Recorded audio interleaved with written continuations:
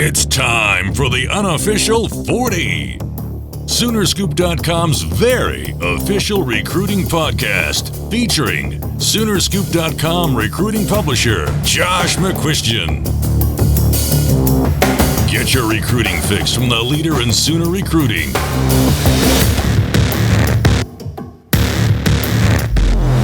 It's the unofficial 40 with your hosts, Soonerscoop.com publishers Gary Murdoch and Josh McCuistion. Eddie Reynolds. All right, welcome back. It is another edition of the unofficial 40. We are back from Kansas. We're getting ready to hit the road tomorrow to go to Des Moines, and then Ames, Iowa after that for Iowa State on Thursday night. And we welcome in Josh McCuistion, who is joining us from his home base. Josh, how you doing today? Doing great, guys. Envious of that trip to Ames.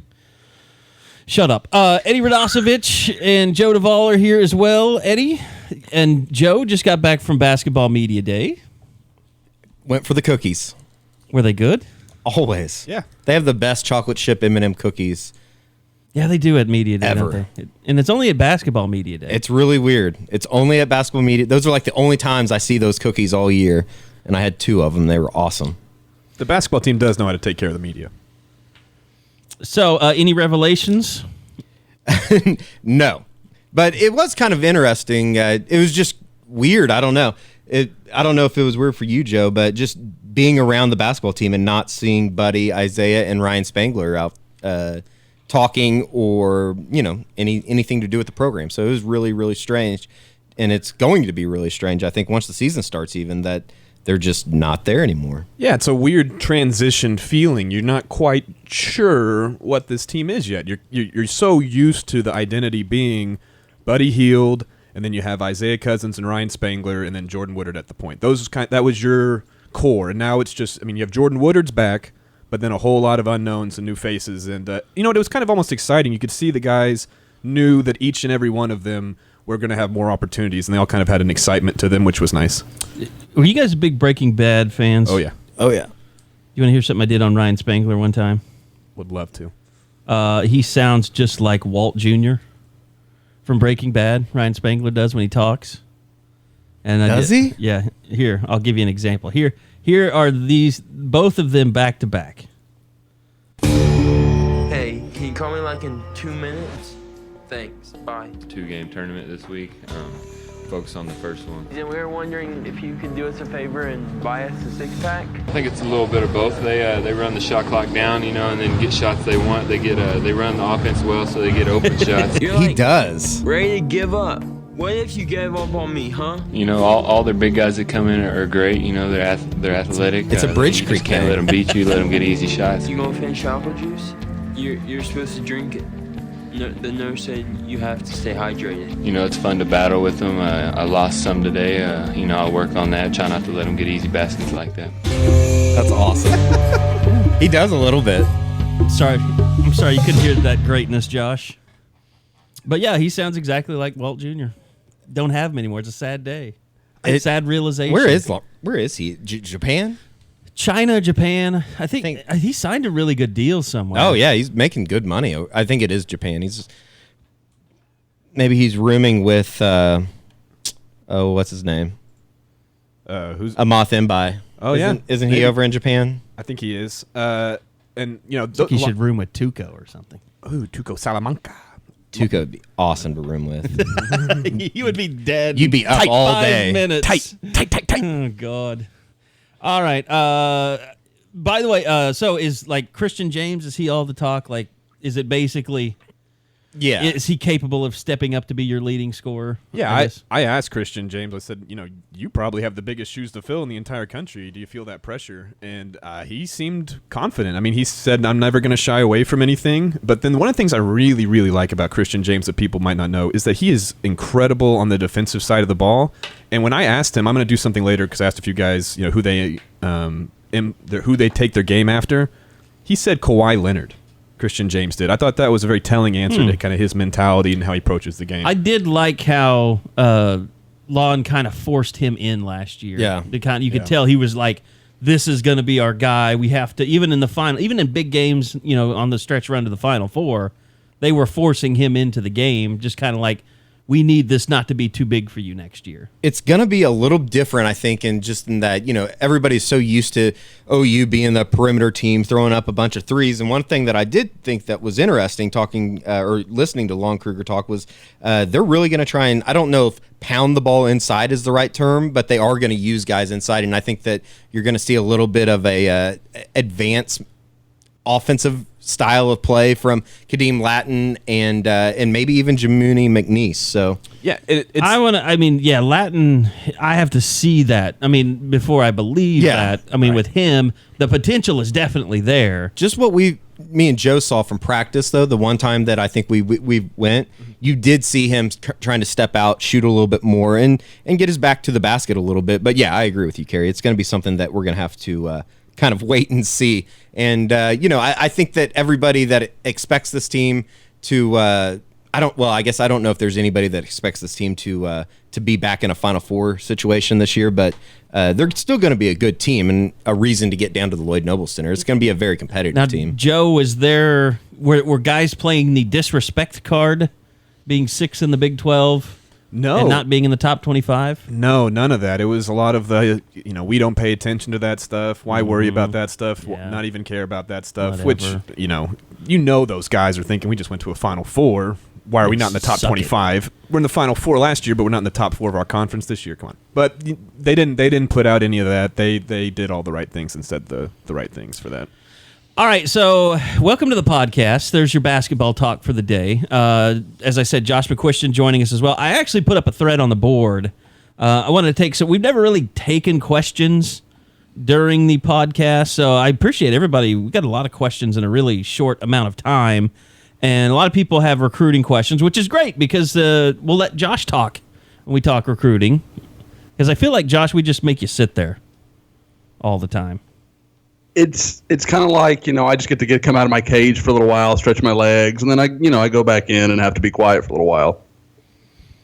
It's kind of like your life at home, isn't it? It's exactly like my life Does at your home. wife wear the pants? Oh yeah. Yeah,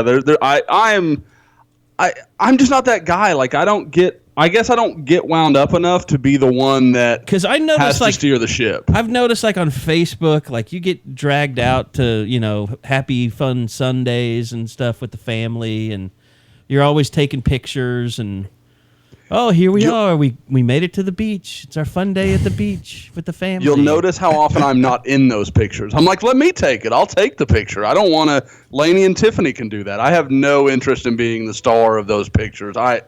I'm morally opposed to all picture taking. Was last night the first go around on Halloween with Lainey? Yeah, last year we did some different stuff with her, just kind of like. Did you X-ray all the candy? Your wife has access to that stuff. I'm not that dad. Her life may be in danger. I can't guarantee. Toughen up, Buttercup. But yeah, I've just never been that that. That's been pretty much my policy is poor parenting. If I parent poorly, she's going to be a more resilient child. Is the way I look at it. So that's I try to do as little as possible, and I think it's making her a better kid. It's kind of like the Al Ashback theory. It's just go through life pretending like you can't do anything, and everyone will take care of you. He does that. Eddie can appreciate this. If you send Al on a plane with a piece of electronic equipment, it's not getting. Probably not getting there. It's not operating while it's there, and it's not coming back. We have a couple times been on road games where it's we turn into the sports animal chauffeur. You've noticed we haven't done that in a while. I think the last time that happened was Morgantown, West Virginia, 4 years ago. That was the first time that we went up there, wasn't it? Yeah, and it was, hey, can you go pick up Al at his hotel? He can't get to the game. And it ended up being 25 miles the other direction. Yeah. That was fun, though. I will say car rides with Al are pretty fun. He's fun if you just, hang out with him, but if you're responsible for, making sure he's not disconnecting his phone line. Yeah. It's I remember we had to go to some bar on campus, and I really enjoyed the bar because it was all waitresses and yoga pants. Oh, and the West Virginia one? uniforms, yeah. That place was exactly what I thought Just Morgantown smoke would shows be. everywhere. And people smoking everywhere. It was awesome. You love Morgantown. I do. I think Morgantown is a pretty cool place. They get down. I got offered moonshine Jello shots while in Morgantown. Did you do it? No, I was on call, but that's the kind of place it is. Also, Also, a doctor too? We don't know about it? they carry around cases of beer by the handle, like the box of them in Morgantown, which I couldn't That's believe. interesting.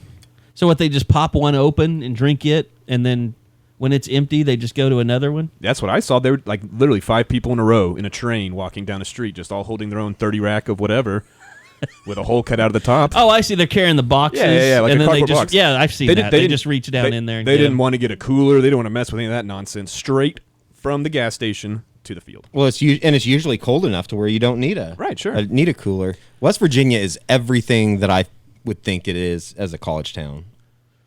Yeah, it's pretty cool. But unfortunately, we're going to Ames tomorrow.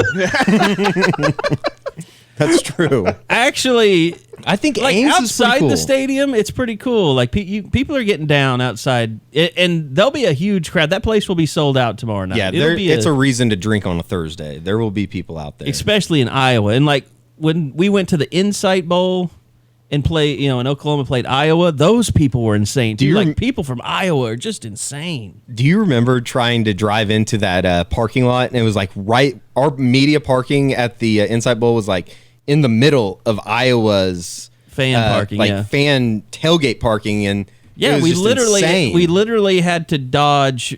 I mean, probably 50 grills. I mean, people were just cooking. I think people were actually cooking out of their cars.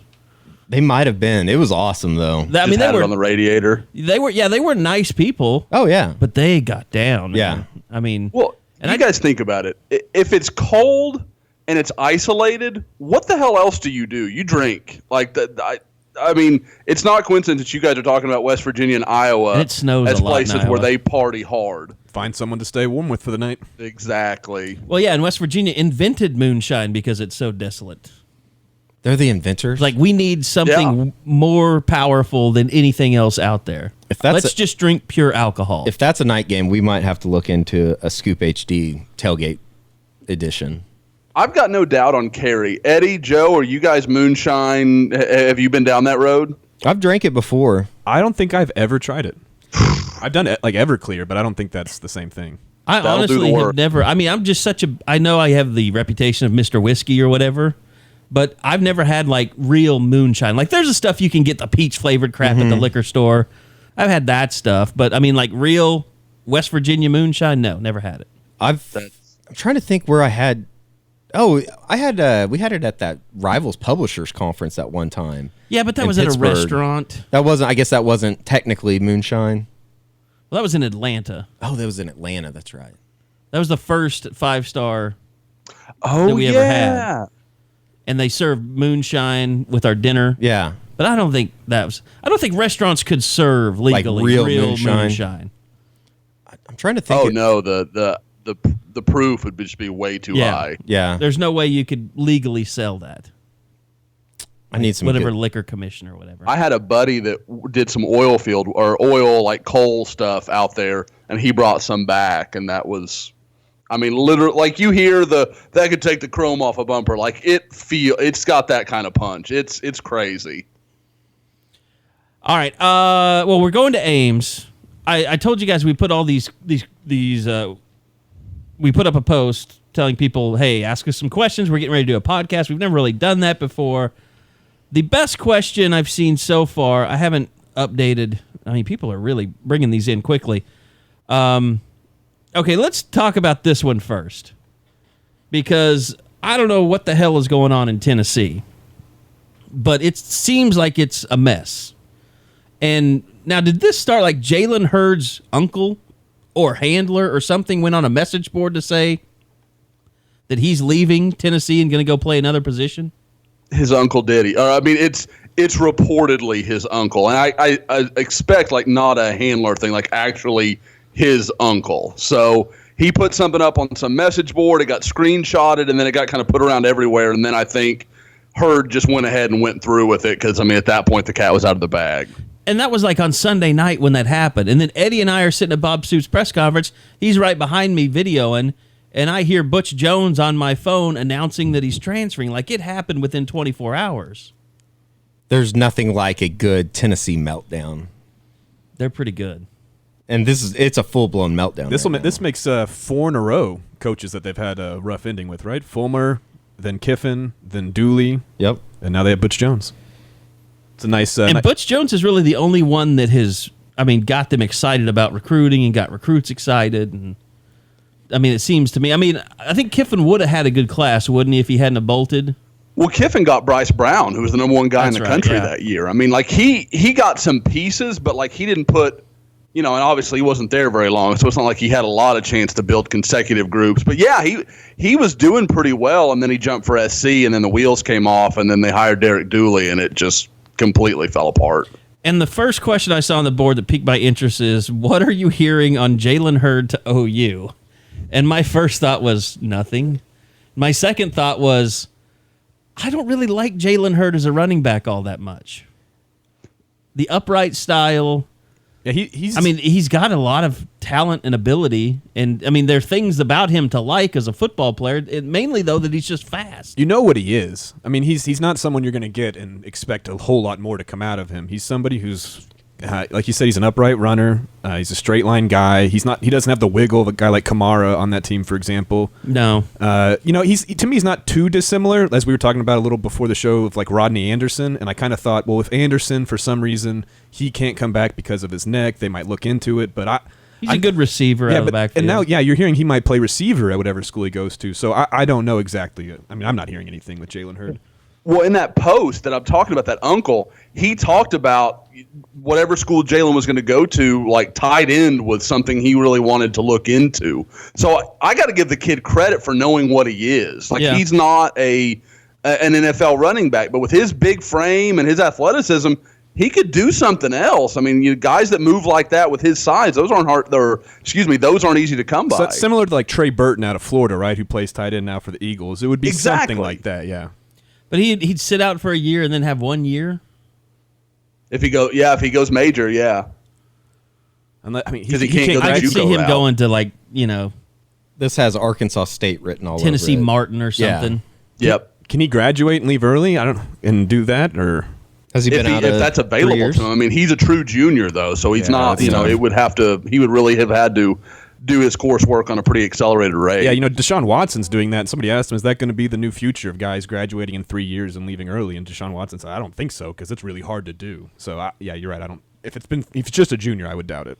Yeah. Back to the questions. You want to go, Josh, you want to start out recruiting, or you want to go team first? It doesn't matter, man. It's dealer's choice. Well, you're the dealer. Right. I'm the dealer. All right, well, let's do some recruiting. We've talked basketball and team stuff, and drinking moonshine in West Virginia. So Eddie has not picked an opponent to fight yet today. Oh, that's a good one. Update on Rambo. This is from. I guess we should say where these are coming from because people like credit. The Miracle Man 90 says update on Rambo and where do they go? Should he flip? If Rambo does flip, is there concern over anyone else in the class bolting? Well, I know that unlike Jalen Reagor, we heard when the Reagor thing, when he took that visit to TCU, almost immediately I was hearing OU was concerned. They weren't having a lot of communication with him. There was a lot of, and it wasn't so much that Jalen was telling them things were going bad. It was that he wasn't saying anything. And I think over a week or two, they started feeling better again. And then all of a sudden we know how that turned out. But with Rambo, I know he was in touch with Oklahoma Sunday night. So, and I've talked to, Charleston just a little bit. He won't tip his hand. He's not saying much. There's clearly more to it than he had led into coming into the weekend. He was telling me, I don't plan to flip and it's all good. I think there's clearly something going on, but I don't get the impression that he's made his decision. I'm going to flip. I'm going to TCU. And you have to think TCU's performance, and Kenny Hill in particular, has to give OU some hope. With Baker Mayfield and Dede Westbrook doing what they're doing, and TCU's offense kind of imploding last weekend, that I I think there is hope for Rambo. I really do. But I will say I don't think he is directly connected to anyone. His biggest connection was to Jalen Reagor. So I think that I don't think there's a lot of overlap there. Rambo's buddies with Chris Robinson, but Chris Robinson's not going anywhere. Josh, I guess my question is, what is TCU telling Jalen Reagor and Charleston Rambo to make them switch from Oklahoma, who's having a better season, will have a better quarterback, is having a receiver have a better season than anybody on TCU is having? What is it? Just the stay-at-home thing? What is TCU telling these guys? I don't know of anything else that works, Joe. Like, I can't think of any. Like, I will say I know, and I'd heard it probably maybe a week or two before Reagor took that trip to TCU, that they were selling really hard on the idea of Reagor, Rambo, and Omar Manning being part of a wide receiver class together. Now, I think TCU's played this really smartly because they went and got Reagor, who, we've talked about it, has all the connections to TCU. Well, then he's buddies with Rambo. They committed on the same day. They pretty much decided together they were going to announce to Oklahoma. So then you kind of start pulling on Rambo's string. And with Manning, I think Manning was just a situation where he didn't know where he stood with Oklahoma for the longest time. And I don't think he could, in good conscience, pick Texas right now. So he went with TCU. They're home. He's buddies with Reagor. He knows those guys. And they're all friends. And so I think that's kind of where that played out. But other than home, I don't know. Like I said, I've said it for a few weeks now. I can understand a lot of guys flipping. This one, with where TCU's at offensively, I don't understand it. I just don't get it. So I guess to answer that guy's question, at the very least, if you're an Oklahoma fan, the fire looks to be burning out with Rambo, even if it extends that far. It's not going to continue on much further beyond that. That's where I would see it. I mean, I know we put something in the scoop on Friday about Kenneth Murray getting a TCU offer on Friday morning, and I had somebody say, contact him, see what you're hearing, blah, blah, blah. So I reached out to him, and he laughed about it. Really, you're worried about that? And he goes, "No, man, I'm 100,000% committed to OU or something." And Kenneth, you hear a lot of kids say crap. Kenneth's the kind of kid, though, man. If he's saying that, he means it, and that's just kind of where it's at. Like, TCU has found a very particular niche. They have something they can pull at Oklahoma with because there's two local receivers that they can say, "Hey, we're local, we're home. We had Josh Doxson last year," et cetera, et cetera. And so I think it feels a lot bigger than it actually is because there's almost nobody else in the class that would consider TCU over OU for a minute. Maybe they're really selling them on the possibility and chances of winning like 4 Alamo Bowls in a row. All in big comebacks. The Alamo Bowl, by the way, has been to every OU game this year. That's not good. That means that that means OU's probably going to the Alamo Bowl. Well, no, what the Alamo Bowl hasn't had OU, they are now the second best bowl for the Big 12 after the Sugar Bowl. Yuck. That's just where the Big 12 is, man. I mean, it's better than the Holiday Bowl. The Holiday Bowl, that's true. Although a great location, it was a sucky bowl. Yeah. And as we know, now the Russell Athletic Bowl being the third bowl, that's embarrassing. That's bad. That's yeah. even more yuck. Because I didn't even let you go last time. No, I'm glad that I didn't. I was like, I am not spending $2,000 for us to go watch a team that's going to get its heads kicked in by Clemson, which was exactly what happened. Yeah. Deshaun Watson. You didn't let the players go. Yeah, a Deshaun Watson less Clemson.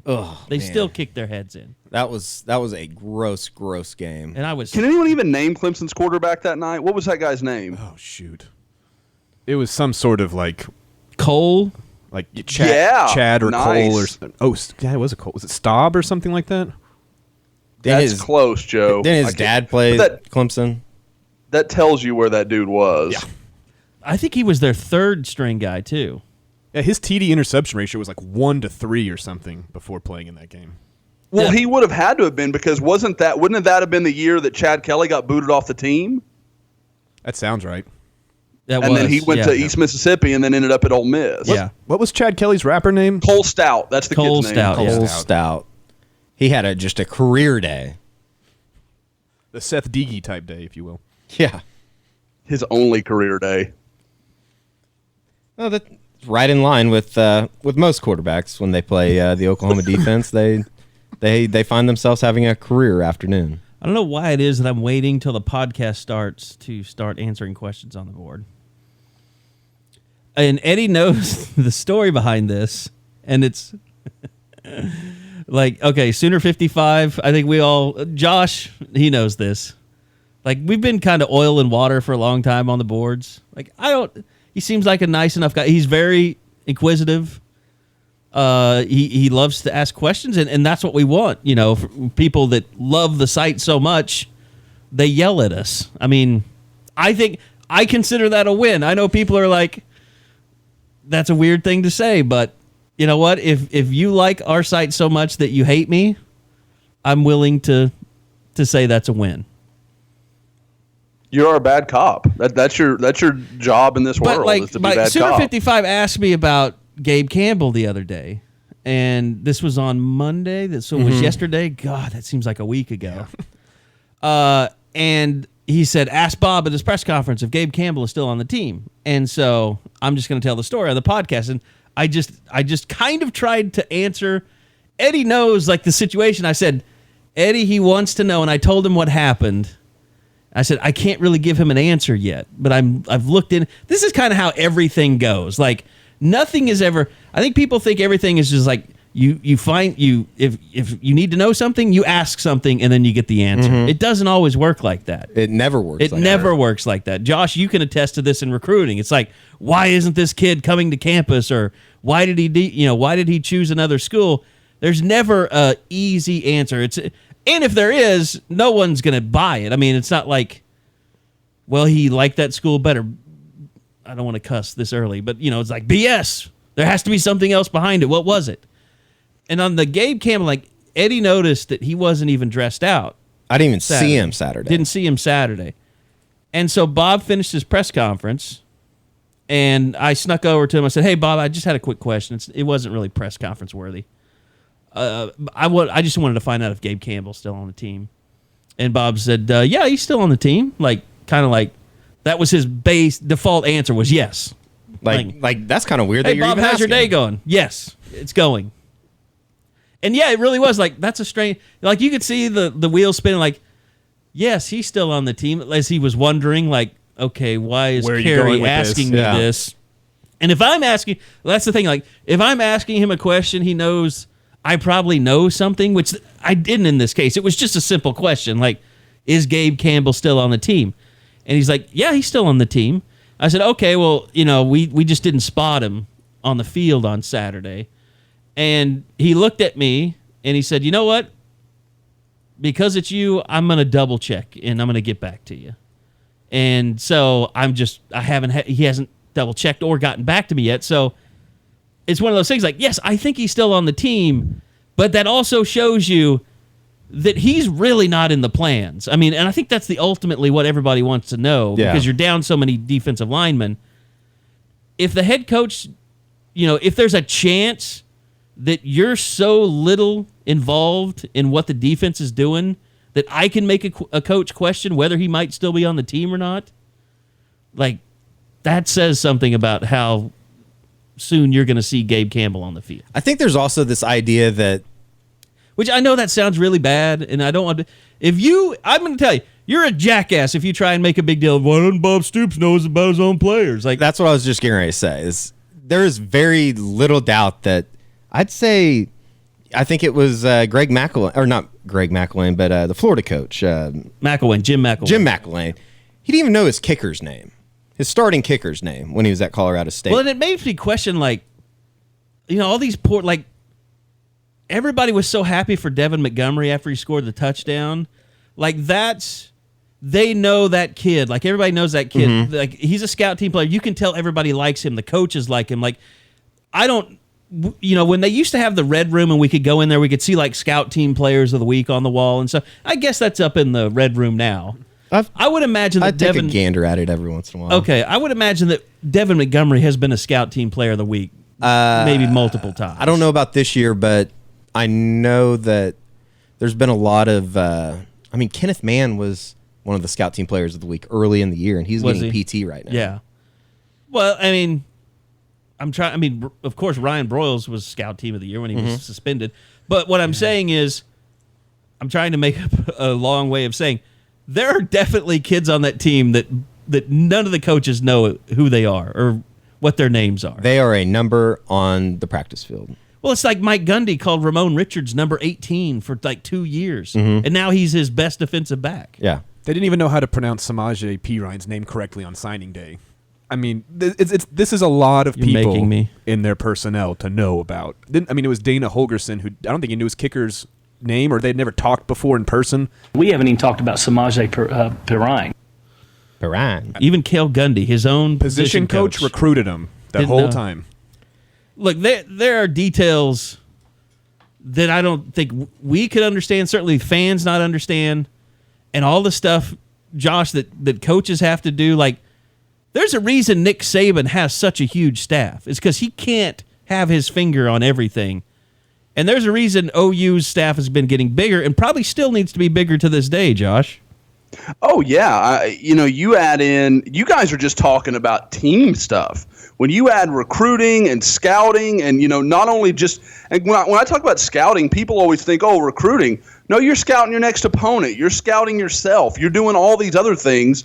Like, Bob can't have his hand in all that. He's like a CEO of a company. He needs someone he can trust who's going to give him the highlights of all these things. Okay, Bob, we need you to talk this week to Marvin Wilson, Jeff Okuda, whoever are the few guys that are right there at the top of your list. Okay, that's Bob's part of recruiting. Okay, now we're going to move on to, okay, we've got these few disciplinary things. This is no big deal. You have to go down all those lists. Bob can't be intrinsically involved in every aspect of the team. There are just not enough hours in the day. And I know there's going to be people out there, we're going to say it again, that think that Bob's not doing his job, or that he's slipping because he doesn't know a guy's name. This guy, he's like a fifth string guy. No one cares about him. Literally, no one cares about him. Devontae Lampkin came back from suspension and immediately jumped over him. I mean, that told you all you really needed to know about what Gabe Campbell. And the other thing is, here's something, like Eddie and I were walking across the athletic dorm parking lot, and we saw Dalton Rodriguez coming out of the indoor. And I looked at him and I go, that's Dalton Rodriguez, isn't it? And you're like, yeah. Dalton Rodriguez, like everybody, he made plays in the spring. Like, why isn't he a bigger factor? Dalton Rodriguez has not gained a single pound since he was in high school. Yeah. Like, he looked, I don't want to be too harsh because he's a walk-on. I'm bigger than Dalton Rodriguez. We all are. We all have bigger stomachs for sure. Bigger butts. But, I mean, Dalton Rodriguez, like, dude, lift some weights. I mean, eat some pudding. Like, put on some weight. I think he's got talent, but I think that right there shows you the kid has not put in. I mean, we can criticize Jeffrey Mead. Jeffrey Mead gets on the field, but he hasn't put on a pound. I mean, yeah. Maybe it's a Tulsa Union thing. Well, what's scary? Stop asking about Dalton Rodriguez too. So they wanted Rodriguez to be a tackle when he originally committed to OU all those years ago. Looking at him now, that's unbelievable. Yeah, that's a good point, Joe. That's crazy. He would have never been able to. Never. Like, he is like smaller than Caleb Gastelum when he was the walk-on starter for them. Wow. He looks like a manager, like a really tall manager. He looks like a basketball player. Yeah. So there's no way that he's getting on the field. Should we just go down the roster and just X out everyone that any of the fans and subscribers want to ask us about? Like, we could literally do that. It's like the Dream Crushers podcast. Like Devin Montgomery, no one had ever heard of him.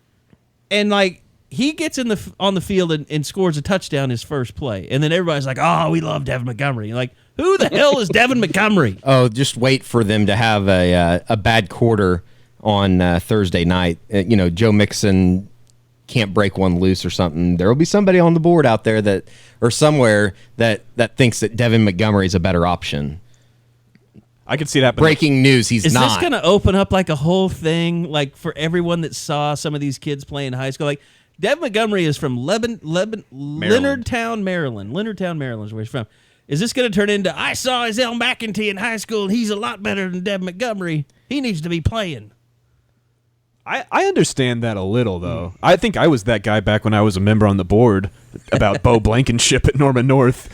Josh, you got to see this guy with your own eyes. And I mean, that was you all those years ago, Joe. I remember some of those. That was me, yeah. And Bo was a great running back, but he ended up at Ohio. Absolutely, like, and that's, people don't understand, like, the difference between a good back at Ohio and especially for most people, it's just the numbers. Like, he's putting up 2,000 yards, blah, blah, blah. Well, the difference between that and Joe Mixon in high school wasn't that great. Statistically, I'm going to bet you they're pretty comparable. But when you put on the tape and you kind of know what you're looking at, it's just different. And then especially when you see those guys in person, I mean, Joe, you've seen Joe and, you've been around him with all the OU stuff, and you were around Bo plenty. Those are not people created of the same DNA code. They're very different human beings. Yeah. You don't...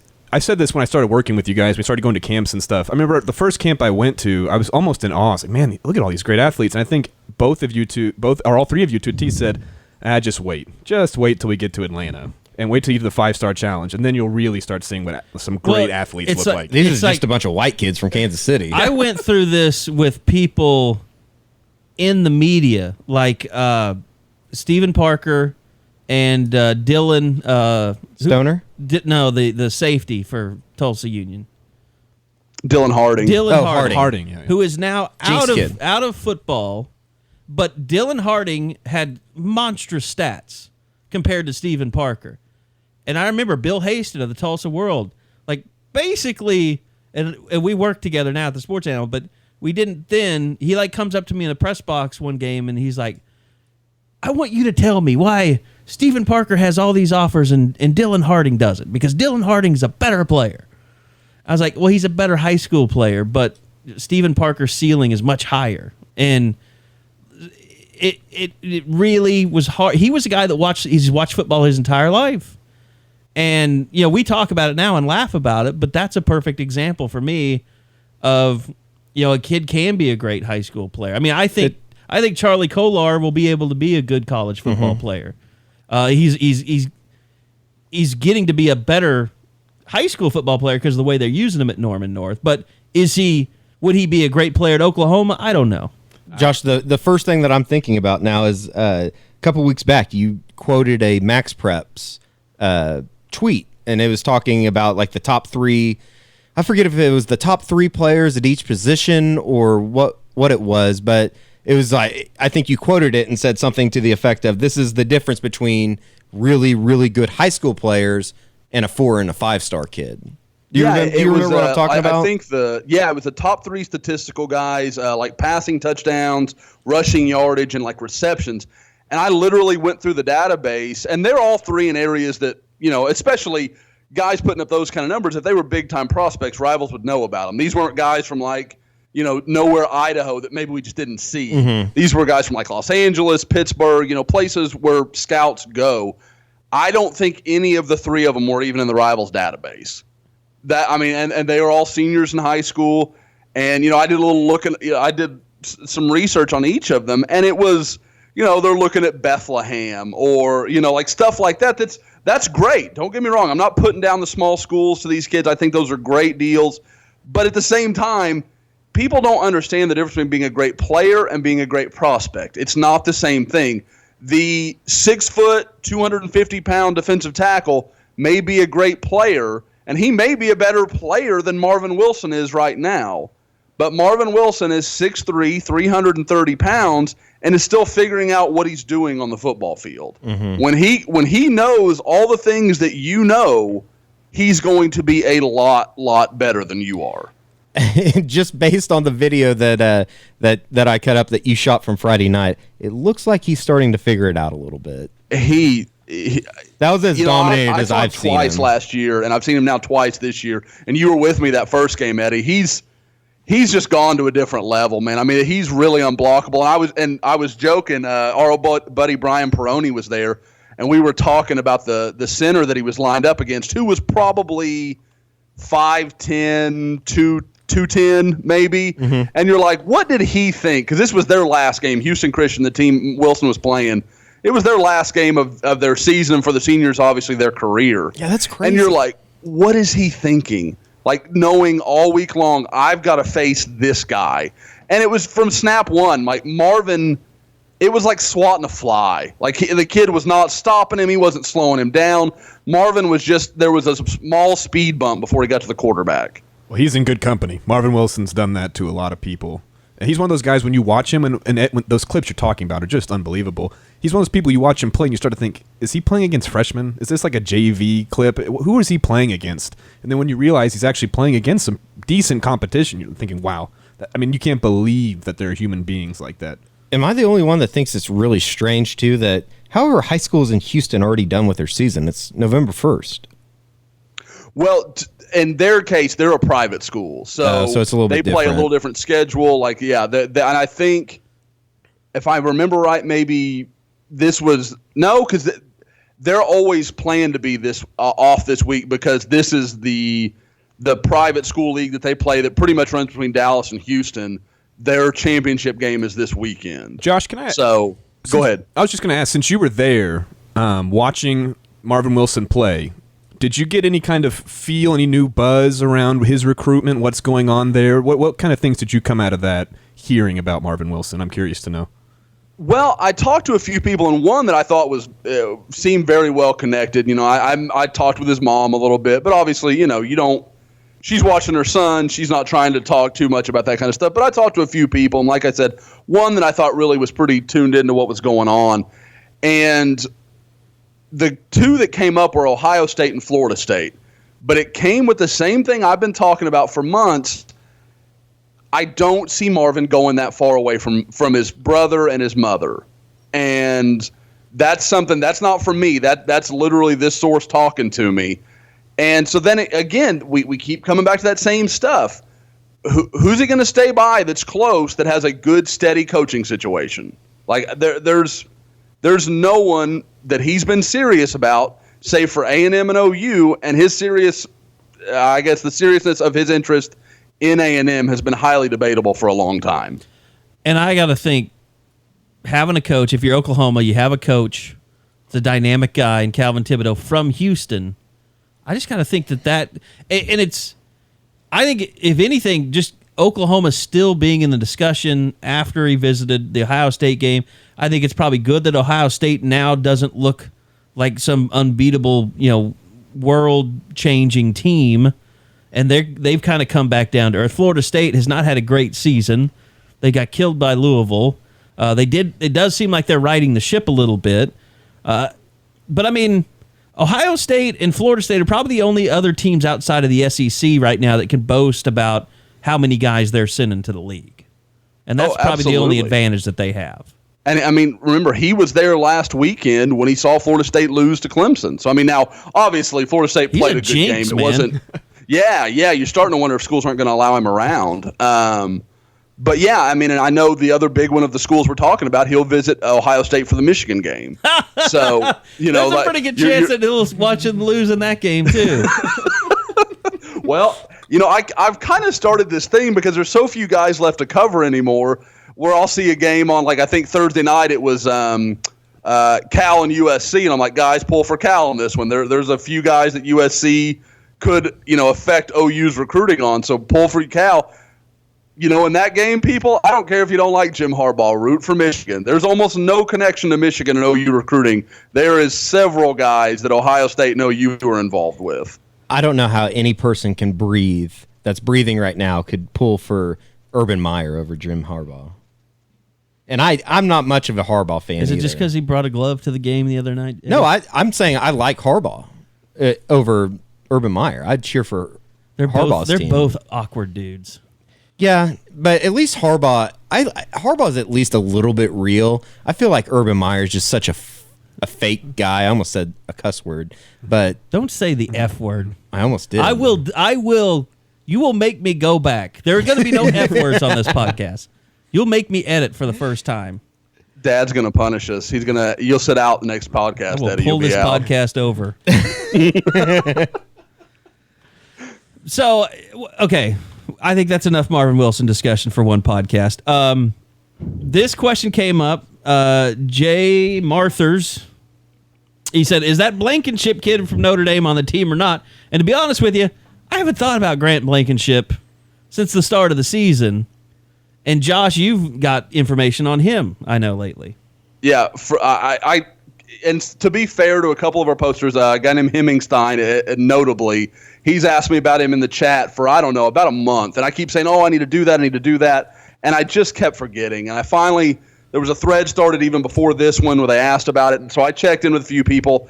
And you said you haven't thought about Grant Blankenship before since the start of the season. That's pretty much what I got from the people I talked to as well. That he hasn't. I think he was there for like a week to 10 days and then was gone again. The rumor I heard is he's now at Houston. So it just Jeez. When the kid's gone to 3 schools in a matter of years, it just at some point it's not the schools. Like something's going on with him. And he may be a great kid. It may be something around him. It could be any of 100 things that are not his fault, but something's going on, and it's not continuously these schools are a problem. I'm thinking of examples of guys that have done that and been successful, and the one that jumps to mind is Randy Moss, and that's because he has Randy Moss type talent. Is there anybody else that just kind of struggled to find a place, and then once they did, they really excelled? I can't think of anybody else but Randy Moss. You know what it is? It's like it's the Jenny McCarthy syndrome. It's like no matter how crazy she is, she's still hot, and guys still marry her. Yep. Joe likes this. It's the old saying, no matter how attractive somebody is, there's somebody out there who's tired of their stuff. Yeah. I'm not going to cuss on the podcast either. So, it doesn't matter how good you are at football. At some point, there's always a last straw. Everybody thinks that they'll be the ones that turn this kid around. If he's had issues at another school, if you have enough talent, everyone thinks that they can be the ones to straighten him out. I just want for one time a coach to come out and just be like, yeah, that kid's a piece of work. It's not going to work out anywhere. I'm sure there are some kids like that. I mean, I just want to see a coach come out and say that though after a kid leaves. The problem is, as long as a school, it's kind of like what happened with I don't remember the kid's name, the kid that went from Boise to Baylor, the rapist. Oh, it's like Boise State covered up what had happened. It was a weird name. Remember Art Briles? Iwachiku? Yeah, something like that. But remember Art Briles and Chris Peterson got in that back and forth about, well, they didn't tell us anything. And Art Briles was like, oh, we didn't talk to them at all. And Chris Peterson was like, no, we told them exactly what he did. Yeah. That was, and I guess that was before the rest of the world knew that Art Briles is a disgusting human. Yeah, that was the start of it. That was the start of the Baylor scandal. Was that kid coming from Boise State? So, I mean, it's just like people would have given Joe Mixon another chance wherever he went. Yeah, it would have, and it would have been a big school. Yep, the people he'd gone to UCLA. Yeah, the people that wanted Joe Mixon to leave Oklahoma, he wouldn't have gone to the streets. There would have been every single college football program in the country would have welcomed him in. You think he would have gone to UCLA, Josh? That's my thought. I mean, that because they were clearly the school that gave him the most thought, coming down to his decision day. And really even, as we know, even in the following weeks leading up to signing day, UCLA was the school. And from everything I almost immediately when that stuff came out and it was clear that OU was going to have to punish him, I was getting calls from like, is OU gonna get let loose of him? Like people from the Los Angeles area that would have interest in that conversation. That was during a stretch when the Oklahoma coaching staff, I know for a fact, was not happy with UCLA. They did not like that staff, and they did not like what was going on. And I think that's around when Waraboko and that kind of stuff was going on too. Well, how could you not like? The UCLA has it going right now, though. Jim Mora. Another just exceptional coaching job this season. What a joke of a program that is.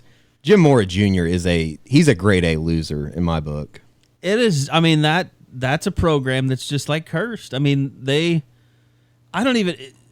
what's the guy's name? The old guy that was there when Troy Aikman's coach? Oh, Jerry. Donahoe. Terry Donahoe. Terry. Yeah. Like he was just a very average coach out there, and he's seen like, oh, he's one of our greatest coaches ever. It's just like, no, that's not what greatness is. It's like you're UCLA. Look across the street. That's greatness. Pete Carroll is greatness. Like, and they've struggled ever since he's left. But you can do so much better, UCLA. I mean, it would be bad for OU if they were doing better. I mean, OU is the beneficiary of UCLA. They really are. That's a great point. We talked to... keep on keeping Jim Mora Jr. out there, and everything will be fine around these parts. Eddie and I were around Drew Samia at practice yesterday. Funny thing is they lose that one kid from Oklahoma goes there. That's true. Yeah. But Eddie and I were talking to Drew Samia yesterday, who was considering UCLA, and he's a California guy, but he's from Northern California. And the question kind of came up, why'd you come to Oklahoma from where you did? And did you say because I'm too dumb to go to Stanford? Well, that's what you just said. I'm not going to say. I'm not. Drew's not dumb. I don't think he's dumb at all. I'm too dumb to go to Stanford. Yeah, I'm too dumb to go to Stanford. I probably would have got into Stanford. I played at one school. I bet. My point is that Drew said that L.A. is still a long ways away from someone from Northern California, and coming to Oklahoma, he felt a tradition that he didn't feel anywhere else on his visits on the West Coast. Yeah, people go to the games.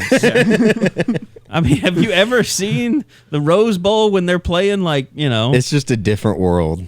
Arizona, when they're playing terrible. Cal last weekend. I'm sorry, USC Coliseum. But if they somehow became a program that was a national powerhouse, if they ever found a coach to be the guy at UCLA and they filled the Rose Bowl somehow, I thought that was a great point by Kerry. Oklahoma's been a beneficiary of a lot of UCLA's mediocreness. And I do this. Don't get it twisted. I make great points. Okay. All right, do we have any more questions from the board? Oh, we have lots more questions. I think we probably need to. God, shut up, computer.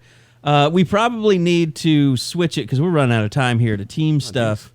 But OU going to Ames this weekend. We did all the media yesterday. I'll throw it to you, Eddie and Joe. What was the most interesting discussion you had this week?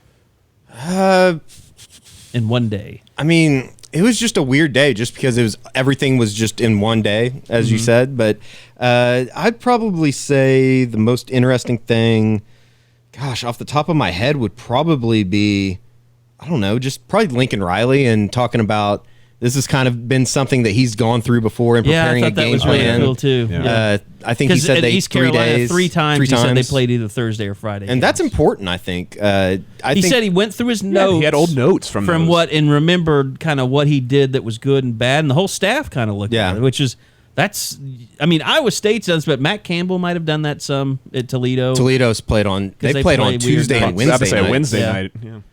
So, I'm sure they have a history with that. But, yeah, that's invaluable to have a guy on your staff that's been through this stuff. I think more than anything, it's, going into this game Thursday night is that, OU goes in a three touchdown favorite. It's just more about showing up, having some type of sense of purpose, I guess, and being there, carrying over your defense from what you did against Kansas, even though it was Kansas. I think the offense will be fine. They're gonna do what they've done the last couple weeks. I'm going to tell you this. And Joe, you can chime in here, but it was Kansas, so I'm not trying to get anybody excited. I'm not getting excited about it, but they were so good in the second half on defense. It makes me question if that game in Lubbock was the absolute worst effort ever given by an OU football team on a college football field on defense. The other one that jumps immediately to mind was that first drive of the second half against Baylor in 2011 when they ran a bunch of curls down the field and the whole crowd's booing, Mike Stoops and Julian Wilson.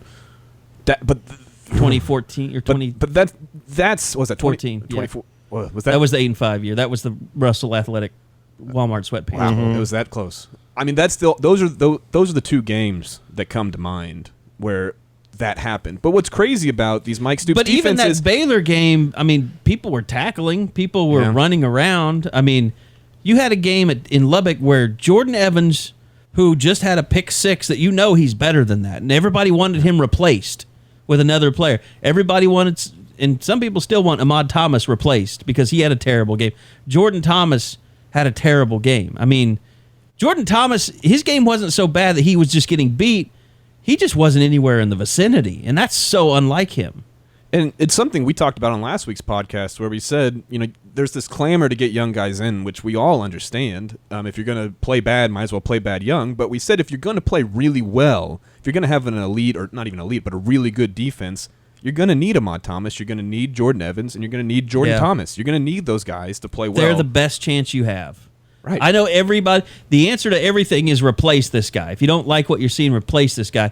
There's a better answer. The better answer is get that guy that's played 4 years to play better because he's more capable than some new guy. There was definitely I don't know if it was a conversation in the locker room. I don't know what what it was, but there was a flip that was switched, and I don't know if it might have just been simply being flat out embarrassed. I think it was. I think it was just pride. Yeah, because you don't have to be the best player to run hard to get to where you need to be, and that was very evident. That's what they did against Kansas, and what they didn't do against Texas Tech. I thought the Evans pick six was just so telling. The way he ran after he got the ball, you could tell he wanted to get into the end zone for more than just that play, more than just those 6 points. It was almost like a vindication from the last week. I mean, he ran literally all over the field to make sure he got into the end zone, and it's almost like you almost felt like the OU crowd was excited and happy for him, but then there's also this sense of, let's see that effort every week. Where was that last week? And you know what's crazy about this game coming up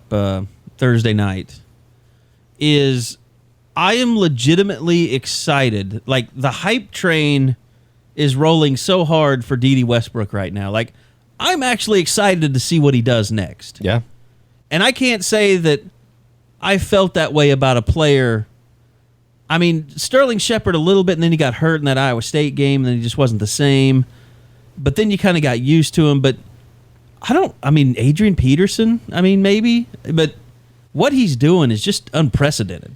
It's in that Adrian Peterson level of when he touches it, you kind of hold your breath, right? I mean, you don't know if he's going to score because he might. The thing that I think maybe Samaje Perine a little bit when he gets going. Yeah. You're just like, I can't wait to see what he's going to do Mixon and next time. Perine both can be like that when they get going. the most amazing thing with Dede, though, is it's not the deep ball. I mean, obviously the deep ball is amazing, and Baker's doing a great job of getting one out there for him to kind of run under. But those little screen stuff that when he hits that little speed, push, the burst, the burst that's unbelievable. That's something I haven't seen. No, I mean it's, and everybody's so fascinated. Like, you get like Dean and Al, what's his 40 time?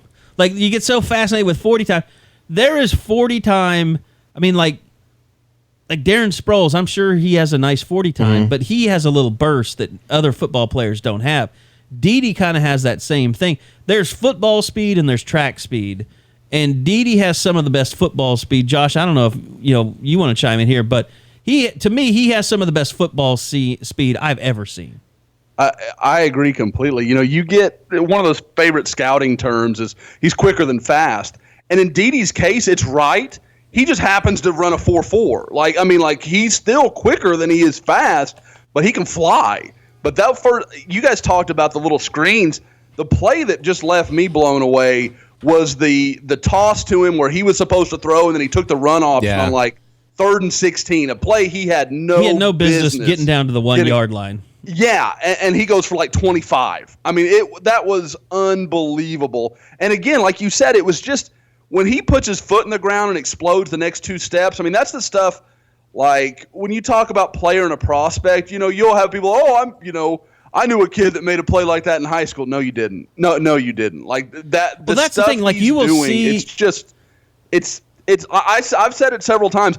I literally think the stretch in the month of October is the best any receiver I've ever seen play at OU has played. You'll see people make plays like this. Like, this kind of stuff translates to a high school field. You see that every weekend, Josh. But when you're doing it in college, it really is something just miraculous. Go ahead, Josh. And I'll be real quick. Even if people want to bag on Kansas's talent, that's fine. Those are still really good. Those guys would have been the best player on any high school team you played against. Yeah. And some of them would be the best still player. Embarrassing them. And a lot of those guys are the best players that their high schools have had in 30 years. Yeah. I mean, they're not OU guys, but they're still very, very good football players. I remember Jake Love went there a few years ago, and he was a great linebacker out of Ponca City. Oh, yeah. I remember Tonkawa. that name. Or Tonkawa. Yeah, they get really good high school football players. You're going to get letters over that. I know people from Tonkawa. Tiffany's from Ponca. They're very defensive about their football. I've been to a Tonkawa Class A state championship game, circa 2000. Tonkawa and Coweta, those are two big rivals? No, it's Tonkawa and where Rogers is from. Oolaga? No, he's talking about Mark. Blackwell. Am I crazy to think that, and this was a conversation that was brought up during the press conference on Monday and yesterday, I don't think it's even close that Dede is faster than Mark Clayton. Is that just crazy that I'm kind of living in the moment? Mark Clayton was much more of a violent cutter. Okay. Like he was very explosive, putting his foot in the ground. He wasn't a guy that would just blow you away with his speed, although people wouldn't catch him. I mean, he ran a 4.41 at the NFL Combine. Yeah, I mean, I would say they're very similar. I would say that Mark Clayton could run more routes than Dede runs and run them more crisply. That's probably fair, yeah. I think Dede's clearly a faster guy, especially on tape. You know, Joe, you talk about that 4.41. Like, that feels like Mark trained really well and then went out and ripped a good 40 at the Combine. Like, I don't remember seeing him and thinking, boy, that guy could push 4.3s. Like, I mean, don't get me wrong, he could run, but I don't remember him being that kind of guy. Dede, like, you watch him, and even if people have an angle on him, you're like, he won't catch him. Like, you know he won't. He's just that fast. And I agree with but you also have to remember, Dede will go to the Combine and probably weigh 185 wet. Yeah, and tops. Mark was 200, 205. I mean, Mark was a big, sturdy guy by the time he left. He became a possession receiver as a veteran in the NFL as he stayed on. And I remember having a good year in St. Louis with Sam Bradford as more of a kind of a possession first down receiver. And Dede Westbrook, to me, though, he has that, it's a kind of an overused saying, but he really has an extra gear. I mean, you actually see him turn up about 10, 15 yards when he gets on the move, that he kicks it into another gear. And I mean, safeties and defensive backs almost look like they're in slow motion, which is ridiculous because you're watching some of the fastest people in the country look slow compared to Dede Westbrook. And it's impressive. I mean, that's... And I'll say this. Tell me what you guys think. I know I said this in my 10 thoughts following the game. It's not ridiculous to put him in the Heisman consideration now, to put him in the talk. He's definitely, to me... And I was looking at the early this morning. I was looking. I think the Biletnikoff list was sent out through email like early this morning or yesterday. So I was looking at it. I mean, I got to be honest. Josh, you're probably a better judge of this. You probably get to watch more college football than I do, just because I'm covering a team on Saturday. Like this last Saturday was great. It was the first home, night game that really had a lot of games on I could watch. So I watched Oklahoma State and West Virginia. I've seen a lot of James Washington. I think he's one of the best receivers in the country. I think Dede's right up there. The Big 12 actually has some really good receivers. And the Gibson kid from West Virginia, I don't know where he really ranks. I mean, I know he's explosive. Yeah, Shelton Gibson. There's KD I don't know what his numbers are like. KD's. I don't think he could be considered just because he's been injured so much. He's missed so many games this year. Their passing game just isn't the same this year. They've been getting bigger plays from their dog beater than they have KD, it seems like. Imagine that. What's his name? Another great call by the Baylor. By the way, I saw the most... It's so bizarre. Like, Wendell Barnhouse doesn't work for the Big 12. He used to be kind of like their writer. Did you see that? I love... he took a shot at that dude. He's a great Twitter follow because he gives 0 Fs about anything. Like, he's been under that Big 12 umbrella where you have to be, like, you can't say anything controversial. He's getting it all out, man. He is great. He is a great Twitter follow. He's now just an old guy that's enjoying Twitter and enjoying throwing shade at people. I love Wendell. I actually produced Wendell for a Big 12 baseball post-game show. And all the people, we call them the talent, the people in front of the camera want to be super prepared. They want all this stuff. I said, all right, Wendell, here's your rundown. Here's your stats. He said, I don't want any of that business. He just sat up there by himself, and he just kind of sat there and said, all right, just whenever you call me, I'll have something to say. Keep your stat chub to yourself, young man. Yeah, that's probably what he said. I think he had a flip phone, too, with an antenna that he pulled out. I bet he did. I think he had an antenna he pulled out, and I was like, Wendell Barnhouse is true to himself. If you ever wonder what Wendell Barnhouse is, he's exactly like what he looks like. Yeah, he does look like he would be at home, like in Dodge City when they just had dirt roads. He's a good guy. I like him. Yeah, he's great. We're about running out of time here. We did have one question I think we need to address. Yes. I think it's the best question asked. And look, I understand we've gotten a ton of questions, and we really appreciate it. We're not going to be able to get to them all. Some of them are kind of big picture questions that we just don't have time to get to, but they're really good topics, and I need to come back to this thread and check it out for our next podcast. Recruiting, I'll go in and answer what hadn't been, what we didn't get to cover. But this is one of my favorite posters, for better or worse, JH81. He wants to know, do Carrie and Eddie have an open fart relationship on road trips, or do you still sneak them out? Before Eddie answers, I'm going to tell you, Eddie has an open fart relationship. I do not. Because I know what my farts smell like, and they are not the smells that I'm smelling when all of a sudden the atmosphere changes. Sometimes you just got to roll down the window for a minute. But you don't. You just fart and pretend like you didn't. Yeah. It'd be better if you just announce it. I can be honest. I mean, this is like the guy version of peeing in front of the other one. If you're a real couple, a male female couple. And I definitely will have a open door relationship when I get married, but I guess that's a different question. Will you? Oh yeah. You'll take a wife? Yeah. One take you? I hope. Will you let the open door policy be known before the wedding or after? I don't know. I only know of a couple of Eddie crushes, so I kind of feel like I don't really know his type. There was a good one this summer, but it came crashing down pretty hard at the 5-star. Man, Josh. It was a reporter reporter in the network? No. We'll have to go into that. We can't even talk about it. Wow.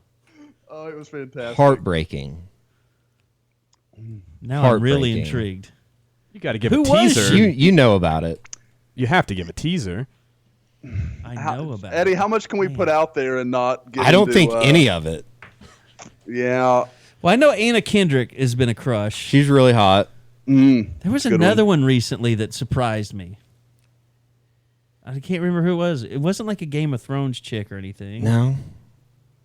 But Anna Kendrick has me going down that artsy road for Eddie now. Like I'd never pictured Eddie quite that way. It's always, you always really, have to. she's just really good looking. Your couples that last always have to be weirdly matched. That's what I've True. learned in I can 40 go for years that, of yeah. life. Yeah, I can go for that. By the way, Joe's wife did his man bun for him yesterday. That's true. Before the press conference. and I walked up to him and I said, wow, the man bun is awfully tight today. And Joe was proud to announce, yeah, my wife did it for me. Yeah, I got a compliment on it, and I wanted to give my wife some credit. Right? That's what you do. It's a new world, Carrie. Wives can do man buns on their husbands. Can I just say this? Like, I went to get my candy yesterday at like 7 o'clock after practice, which, by the way, it was like Black Friday at CVS. I mean, the line stretched out the store. Everybody was hurrying to get their candy. I was just glad they had some left. Definitely. What is it about, like, young people? Joe, you're the perfect person to ask this. Like, I don't like the earthy cologne smells that are going on out there right now. Are there earthy cologne smells? It's very, like, not really woodsy, but it's very kind of. Josh, what are those sticks that they lit? You're older. Incense? Oh, incense? Yeah, very incense-based cologne going on these days. Well, if you're close to Have you campus, that noticed might this? just be like marijuana smell. Have you noticed? Might just be That might incense. just be burnt It marijuana. really is. It really does seem kind of marijuana. I've said this before. I have never smoked weed. I'm not opposed to it. I would do it, but I've never done it. I just grown up Baptist and all that stuff is hard enough for me to be an alcoholic. That's all I can handle right now. Just being an alcoholic. I don't want to also be a weed head. But Well, I mean, maybe to answer your question, is there some cologne like that is that like a thing now? I Like think cologne that smells like weed? Eddie might be right. I mean, young people smoke weed at a higher rate than ever before. And It's true. Josh, have you noticed this phenomenon? I can't say that I have. So maybe it's but, just I mean, weed. It might be, or some incense that they had going when they were doing the deed that just kind of lingered with I'm them. going to be honest here, Joe. Last time you were here for a podcast, I smelled it on you. Really? You smelled Oh. incensey. Incensey? Well, And I just thought to myself, God, I hate it when other people come to my house. P-test. P-test. we have incense for sure. We do candles and incense. We had like 5 candles going last night. We're very. You're I can see that. Oh. Yeah, Little Barry White. Yeah, that's what was happening. It also saves on the electric bill. I won't lie. It's not a bad. Joe lives like right on campus in this. Did you paint your house that way? Or did the land, was it that way? No, it was that way when we got there. We're actually looking right now at painting. We're doing that step right now. Are you going to make it look like a 6-year-old's house? A 6-year-old's? Yeah, like it was like purple and yellow. You should Oh. put a Sooner Scoop wrap around it like a car. All right, I can do that. I'm not paying for that. By the way, we did just paint a room purple, just so you know. Well, that's fine. Like plum or like really bright purple. It's like the that friend, feels like news is on the way. like Friends. like the friend's room, their apartment, that kind of purple. Are you impregnating your wife right now? Uh-huh.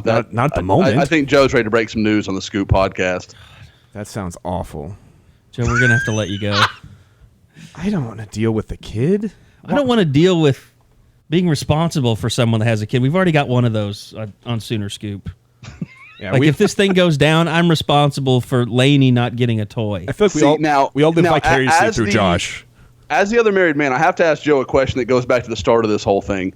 When Carrie complimented you about the man bun, Joe, how long did it take you before you relayed that compliment to the missus?